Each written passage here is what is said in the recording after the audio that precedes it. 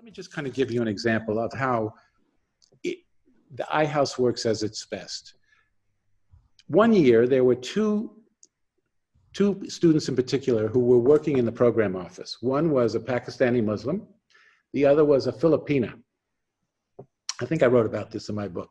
She was a Filipina Christian, and, you know, given the principles of iHouse, you'd think, you know, they'd start talking to it. They're working in the same office. She would not talk to him. Why wouldn't she talk to him? Because in the Philippines, in the southern Philippines, there is a terrorist extreme Muslim group. So for her, anybody who's Muslim must be a terrorist. I'm not talking to him. I don't care if he doesn't come from the southern Philippines. I'm not talking to him, right?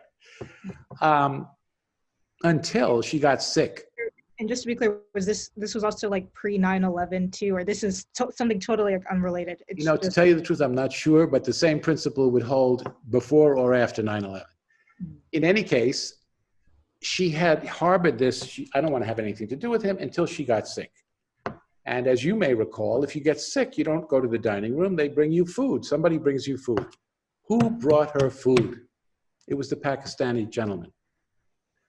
And she was so amazed at the humanity, that he was sensitive to the fact that she needed food, she was sick, and even though she never spoke to him, they became friends after this. So you know, you asked me about Proverbs from time to time. My way of looking at this is one of the phrases that I made up. In order to open the mind, yes, conversations are important, but to truly open the mind, you have to touch the heart. And what happens at iHouse so often is that these acts of generosity, of reaching across differences, show a generosity of spirit in touching people's hearts that permit them to let someone in, whether they're from a different political background, a country that has been at war with you, etc. And then, now that we're on that topic, 9/11, right? Yes. Which was, you know, a trauma for everybody on the campus, particularly traumatic for anybody who came from a Muslim country. You know, many of the people on campus, oh, we hate them, get out. You know, this kind of completely mindless reaction. And so there was a woman from Iran who was living in the dorms. She was, I think, second semester sophomore, first semester junior. And she converted to Christianity nominally when she came to this country because she didn't want to be marginalized until 9/11. But everybody in that dorm who liked her and spent time with her knew that she came from Iran, and they all turned on her.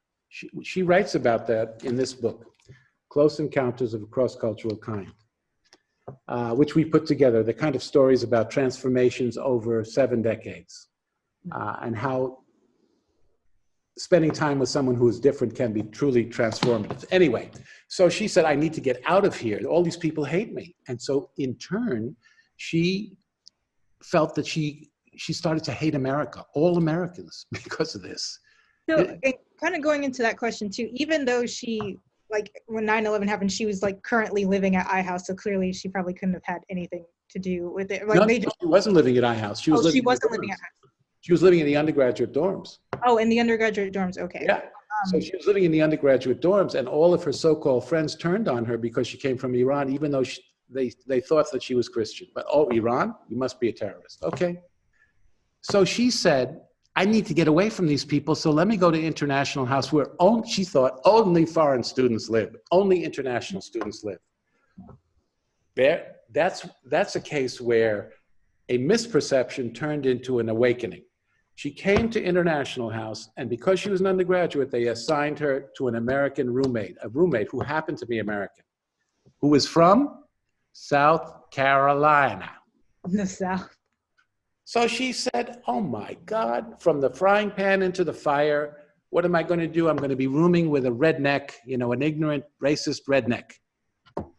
And what did she discover? That the person was actually studying for her PhD in art history, was welcoming, warm, had had experiences with many people. And so if it had not been for that transformative welcome, touching of the heart, this woman could have wound up hating all Americans forever. This is the danger of polarization and stereotyping. you know.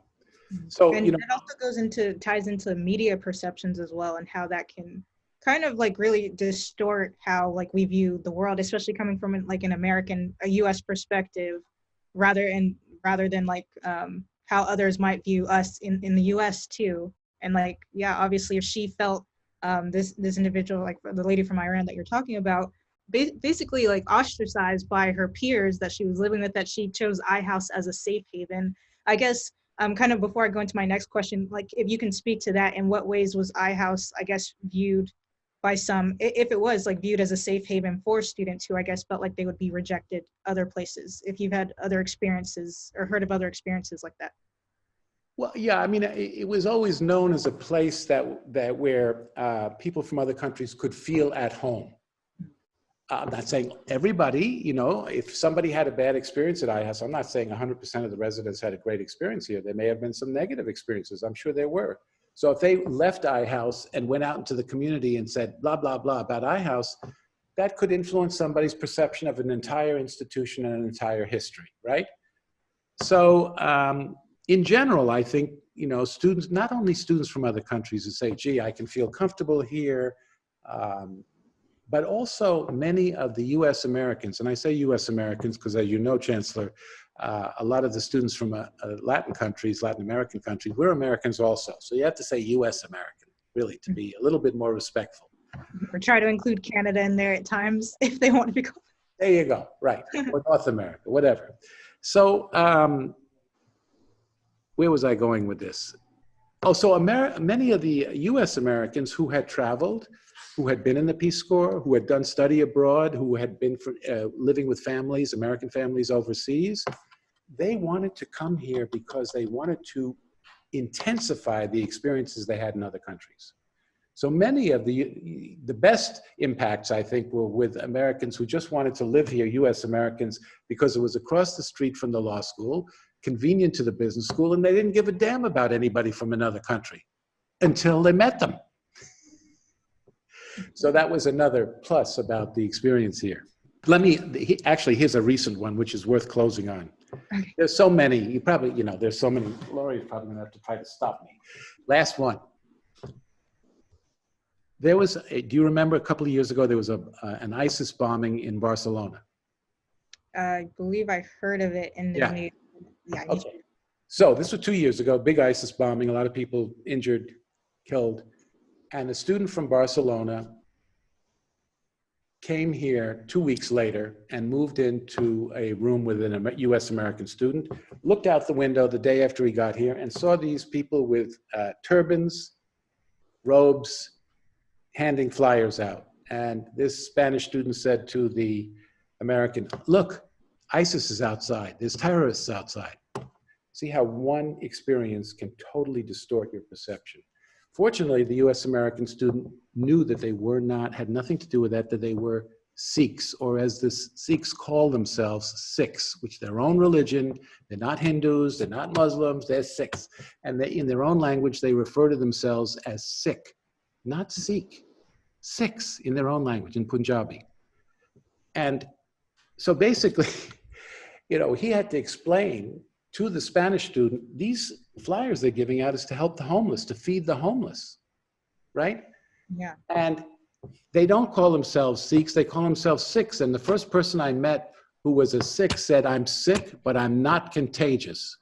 That is why Sikhs, when they first came to this country, decided to change their names, because who's going to, you know, they're going to be distorted, have a distorted view of me all of a sudden because I'm calling myself Sikh. You can change, yeah, the power of just even pronunciation of a word, how that can just totally distort things too. Yeah, and I mean, I can go on and on. Like, there's so many stories in your book that like I really like love, and like some of the examples that you bring, especially like among residents too. I believe going into the, yeah, there was one about how you had to like change the eating times of certain students because like one had a dog, like a service dog, because they were vision impaired, or they were had blind actually, basically. And the other ones, they just didn't like the fact that there was a dog there because that's against their culture. But that's right. Yeah, there's so many examples like within your book, but also kind of going on to some of the notable events that happen in iHouse. Of course, you can mention like some other like cross-cultural encounters, but definitely in terms of like events, were there any like notable guest speakers that came to visit? And also, what were any, like, aside from, like you said, adding like making it more, what's it called? I was going to say disability friendly, but more accessible for those who are disabled. Right. What were other like major changes like in policy that were made, if any, or other new programs or activities that were introduced during your time there? Well, one of the things that we decided to do was to, in the very first year or two, this will make you laugh. You know, there was no internet back in 1988, 90, 91. And, you know, some of my colleagues, when they see this, they'll laugh because I actually said we ought to get a fax machine. And they'll laugh because I'm, you know, not terribly innovative in this area. But I said, let's get a fax machine. And some of our board members said, why? What do you want to get a fax machine for? So in that one case, I was a little bit ahead of the curve. We did get a fax machine, I think in '89. And what did that permit? Tiananmen Square, when Tiananmen Square was going on, we had 400 Chinese students from the campus come to the auditorium who were very concerned about the news. And we, through the fax machine, were getting information from protesters in China against the government at that time through the fax machine. And they had the information sometimes before some of the news outlets in this country. Oh, It was wow. I was there that evening. It was a remarkable evening. And that, of course, kind of led to us getting a computer room, which I believe they still have at iHouse, and it's been developed further since my departure. But full disclosure, even though I was trying to push these things for the community, I had my own, you know, resistance. So I didn't use a computer while the rest of the staff did until the mid-90s. I thought, what do I need it for? I have an assistant who'll help me with this. I'd rather talk to people on the phone. I don't want to do this, etc. You know, I was behind the times. I think I'm still behind the times, Chancellor. But in any case, old-fashioned, I guess is what it's called. So, but then one of our staff members actually, when I came back from vacation one year, had the computer on my desk. No choice, Joe, you got to learn it. So that was my introduction to the computer world, which I'm still struggling to keep up with. So that was one major development. Another development was if we were going to continue to raise money, we thought we would start this tradition of galas. I don't know, did you go to a gala when you were here? Unfortunately, no. That was actually probably one of my biggest regrets. I was looking forward to coming for the new upcoming year, but yeah. So I had to like watch it through other people's like social media stories. So you know, like many changes, I think in life in general, when you propose a change, there's almost an instinctive reaction. That's a change that's threatening. So when I first proposed having these fundraising galas where people would come together, we would celebrate with the residents who would perform that evening. We'd have an honored speaker, frequently an alumnus or an alumna. So we started that back in 1989. So I will give you a couple of examples of very famous alumni from International House who we honored at those galas. That used to, I think we raised something like, it was $275 a seat. And people would buy tables for up to $5,000. And during those galas, we also raised additional money that any of our major vendors, the dining services, our accounting supporters, they would also take tables. So it was a way of bringing the community together, telling the story of current residents through their performances and talks, together with alumni who'd come back to the house, right? They'd come back and reconnect with this. So one of the the first famous person was a former Secretary of Treasury, whose name was Michael Blumenthal. He was Secretary of Treasury under Jimmy Carter. When he was here, he washed dishes with the first Prime Minister of Pakistan, Ali Bhutto, a Muslim and a Jew. So I mean, they were washing dishes together? Yes, Oh. They washed dishes together in the dining rooms back in the late 40s. So Michael Blumenthal, who came here as a stateless refugee, basically, you know, stayed in touch with the house, and it had formative life experiences for him. And he sometimes would even come to the Great Hall. I would see him sitting there quietly. He just wanted to feel the house again. It wasn't to come and to schmooze with people.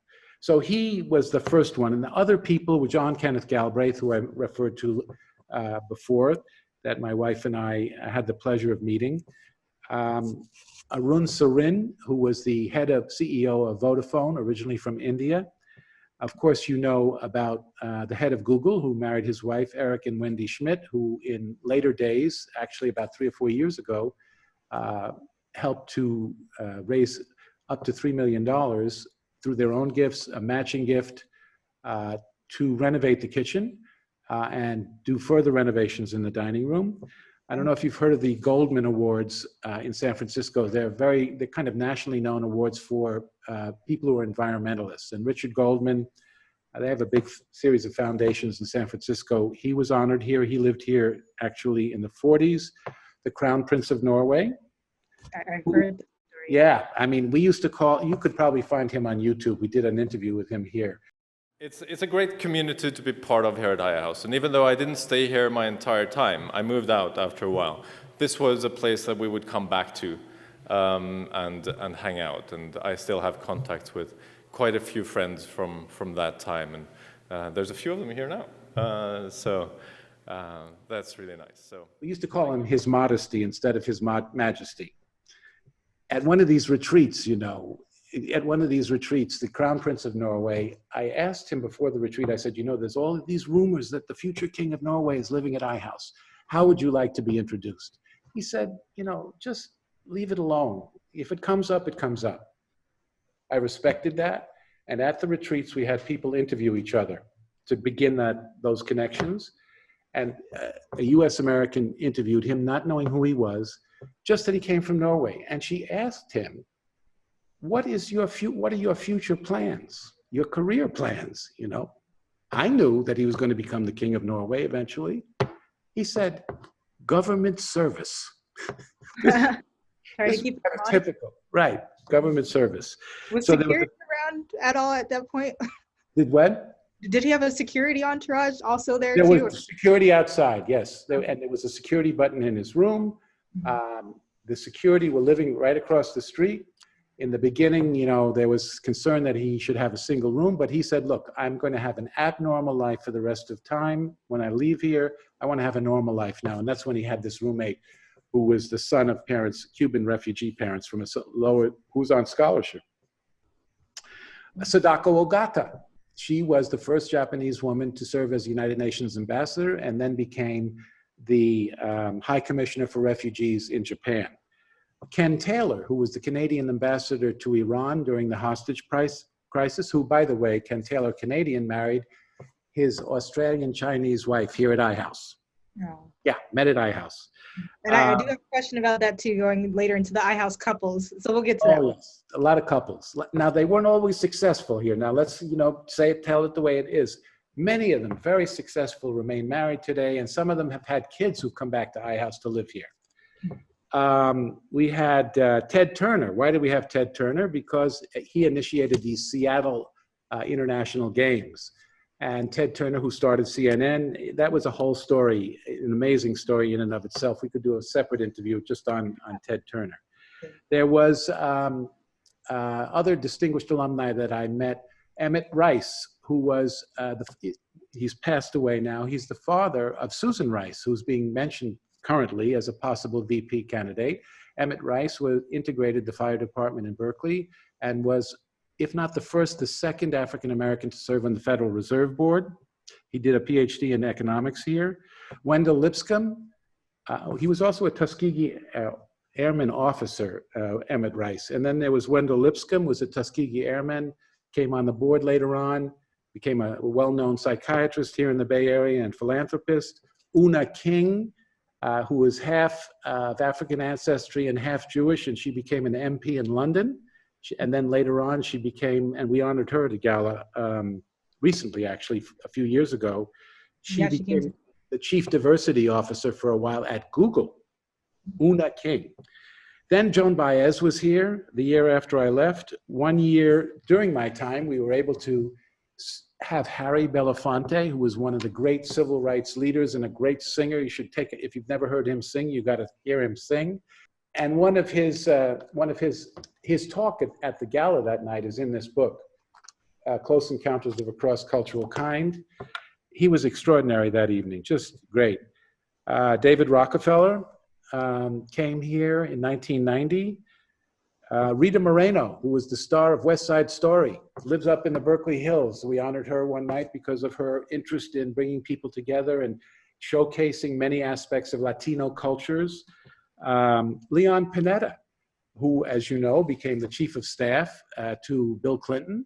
And we honored him because he was one of the first people to come out and support the study of foreign languages in the United States, which is still to this day way behind in the study of other languages.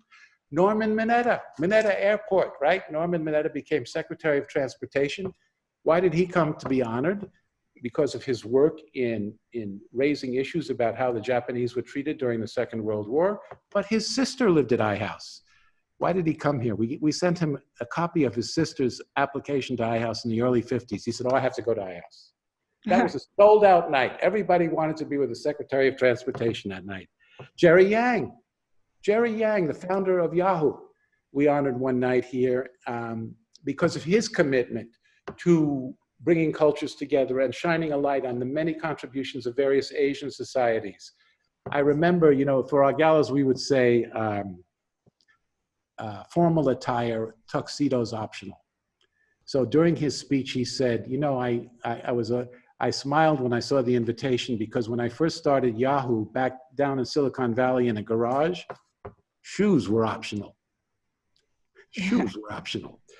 Yehudi Menuhin, the great violinist who brought Western and Eastern music together. In many ways, he would bring musicians from India together with Western musicians.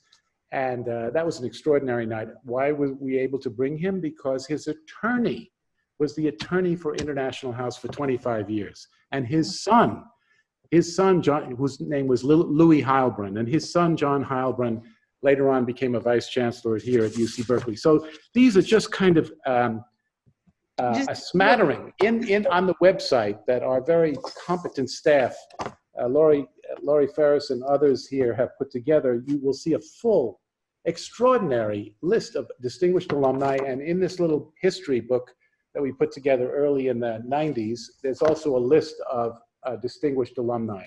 7 Nobel laureates. Now, you know, a number of people have said to me, how is it possible that, yes, we know that UC Berkeley has had, I don't know, maybe 14, 15 Nobel laureates, one of the, maybe the most, or if not the most, close to the most in the world. Why is it that half of them lived at iHouse?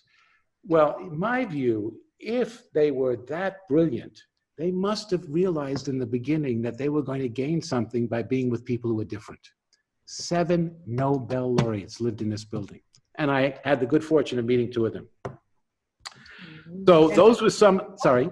I was gonna say, hopefully there's many more. I mean, definitely I have no doubt. Alumni, very talented, intelligent people that have lived at iHouse Berkeley.